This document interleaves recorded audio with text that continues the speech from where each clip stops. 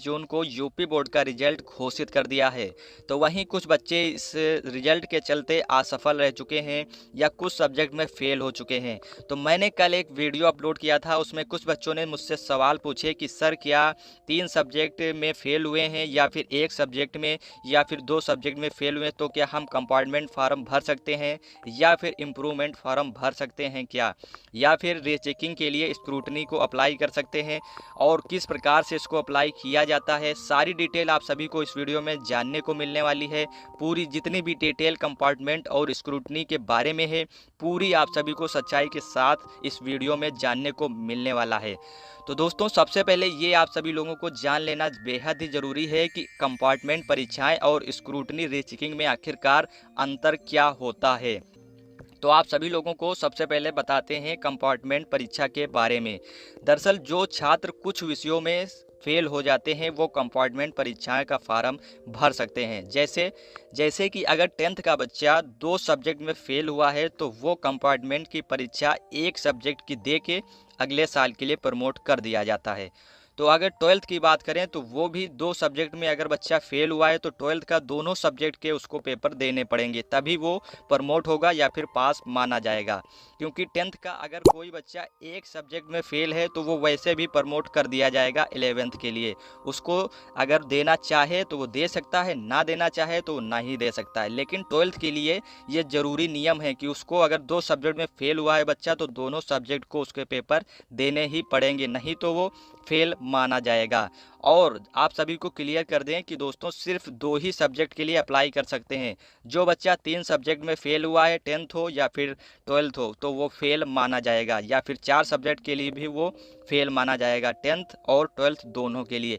तो आप सभी को अब ये कंफर्म हो चुका होगा कि कंपार्टमेंट परीक्षा आखिरकार क्या है, कैसे है। आप सभी लोग ये समझिए कि स्क्रूटनी और रीचेकिंग में आखिरकार क्या होता है। दरअसल कुछ बच्चे फेल हो जाते हैं कुछ सब्जेक्टों में, तो उसके लिए वो रीचेकिंग या फिर स्क्रूटनी का अप्लाई कर सकते हैं। अगर कोई बच्चा फेल नहीं भी हुआ है तो वो भी इसका अप्लाई कर सकता है, वो भी सारे सब्जेक्ट के लिए भी कर सकता है। लेकिन कंपार्टमेंट में क्या था कि सिर्फ जो बच्चा फेल हो गए हैं 2 सब्जेक्ट में और सिर्फ 2 ही सब्जेक्ट का वो भर सकते थे। जी हाँ, लेकिन इसमें आप सभी लोग सारे सब्जेक्ट का भर सकते हैं और जो कुछ कुछ सब्जेक्टों में फेल हुए हैं वो भी भर सकते हैं। इसमें ये होता है दरअसल कि इसमें आप सभी लोगों को रीचेकिंग करवाई जाती है। आप लोगों को अगर लगता है कि मैं इसमें सब कुछ करके आया था और इन लोगों ने मुझको नंबर नहीं दिए हैं या फिर किसी प्रकार से उनसे नंबर रह गए हैं, अगर आप लोगों को पूरी उम्मीद है तभी आप सभी लोग इसका फॉर्म भरना। अगर आप लोगों को लगता है कि मैं इसमें सब कुछ करके आया था फिर भी मैं फेल कैसे हो गया हूँ, तभी आप लोगों को भरना ये फार्म। अगर कंपार्टमेंट की परीक्षा नहीं देनी, अगर आप लोग 2 सब्जेक्ट में फेल हैं और आप लोगों को नहीं लगता है कि मैंने इसमें कुछ किया था, तो आप लोग सीधा कंपार्टमेंट की परीक्षा का ही अप्लाई करना। ये मैं फिर से बार बार कह रहा हूँ दोस्तों। आप थोड़ा इस पर गौर करना। दरअसल इसमें कॉपी की रीचेकिंग नहीं की जाती है, सिर्फ पाए मार्क्स से ही जोड़े जाते हैं। दरअसल इसमें ये चीज़ होती है कि जो नंबर आप सभी लोगों को दे दिए गए हैं उन्हीं को फिर से जोड़ा जाता है। अगर कोई उनसे क्वेश्चन चेकिंग में छूट गया है या फिर किसी प्रकार से टोटलिंग में 50 नंबर आ रहे हैं और उन्होंने 45 नंबर आप सभी को दिए हैं, तो वो नंबर बढ़ाए जाएंगे और जो क्वेश्चन छूट गया है चेकिंग का उसके नंबर आप सभी को दिए जाएंगे अगर वो सही आंसर निकला तो। अगर कोई प्रश्न उन्होंने चेक कर दिया है और वो प्रश्न 5 नंबर का है, उन्होंने 3 नंबर दिए हैं, तो वो 2 नंबर जो बच गए हैं वो नंबर आपके जोड़े नहीं जाएंगे। ये भी खास बात इसमें ध्यान रखना।